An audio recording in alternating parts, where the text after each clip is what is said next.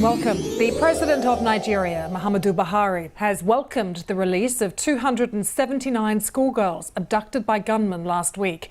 The governor of Zamfara state said he'd negotiated with the kidnappers and come to an arrangement.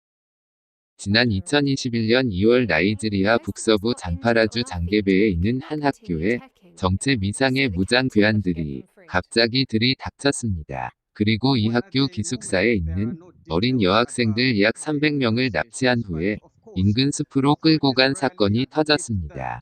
돈 때문에 어린 학생들을 유괴한 대형 사건이었지.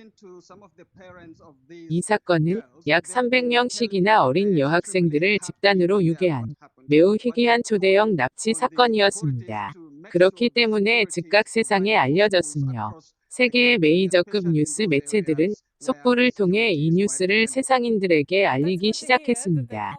지금 보시는 화면의 장면은 BBC 뉴스가 그 당시 방영했던 나이지리아 여학생 집단 납치 사건 후속 뉴스 장면 중 일부 영상입니다. 화면에 써 있는 영문이 그 당시 이 뉴스의 제목이었습니다.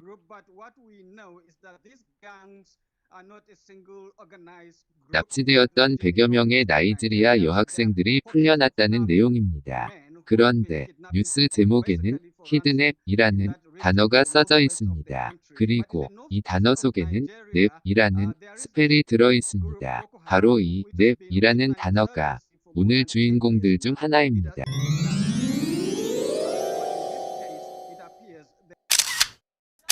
이번 영상은 인도의 인디아 뉴스라는 방송국에서 방송한 뉴스 영상입니다.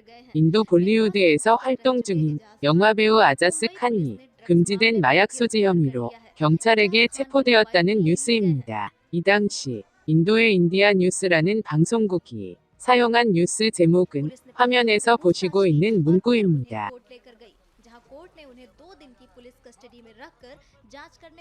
영문으로 써져 있는 화면의 제목 속에는 나브이라는 단어가 들어 있습니다. 이 나브이라는 단어는 수동형 표현이고 본래는 나압 또는 나브라고 읽는 단어입니다. 이 나압이라는 단어도 오늘 주인공들 중 하나입니다.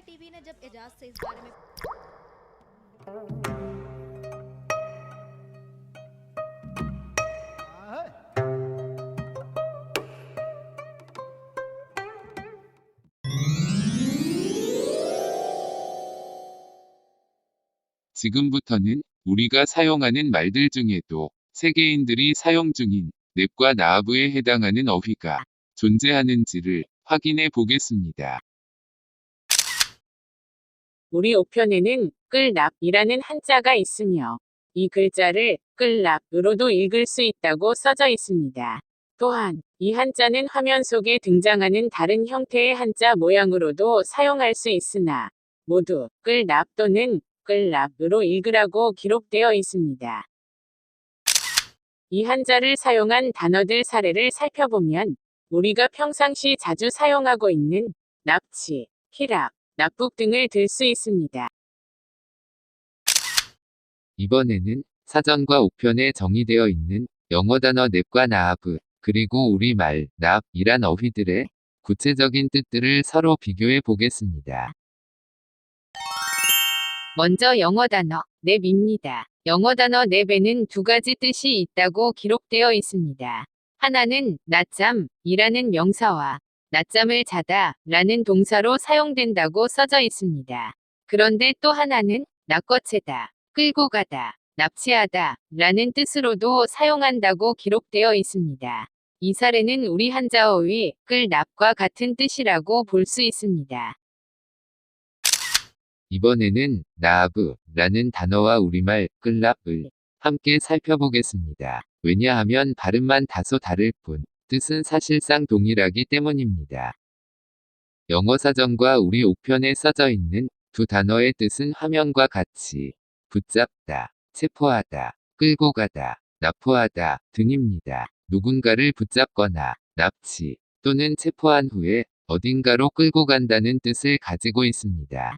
따라서 나압 또는 나아브라고 발음하는 영어 단어는 우리 한자어휘 끌납과 사실상 완벽하게 같은 어휘라고 볼 수 있습니다.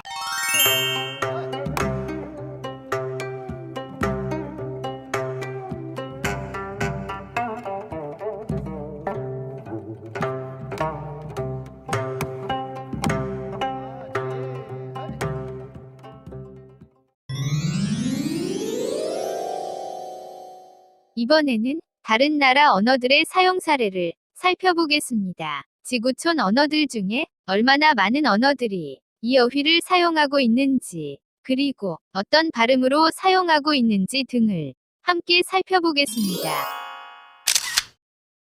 제가 세계인들 약 80%에 해당하는 115개 주요 언어들을 직접 조사해 본 바에 따르면 약 80% 정도 언어들이 이 어휘를 사용하는 것으로 조사되었답니다.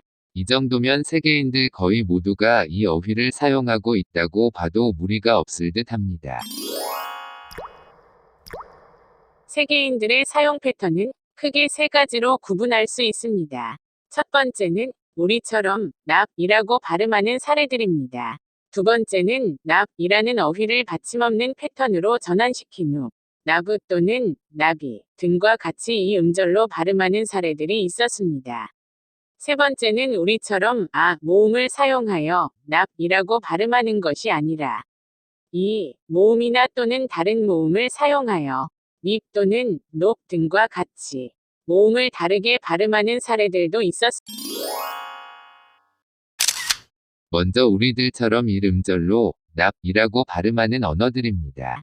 화면에서 보시다시피 아주 많은 언어들이 우리와 똑같이 사용하고 있는 중임을 알 수 있습니다. 두 번째는 받침 없는 이 음절 패턴으로 전환한 발음들을 사용하는 언어들입니다. 참고적으로 납은 나 플러스 비읍 패턴 소리말로 전환되며 나아브, 나아비 등과 같은 발음으로 나타납니다.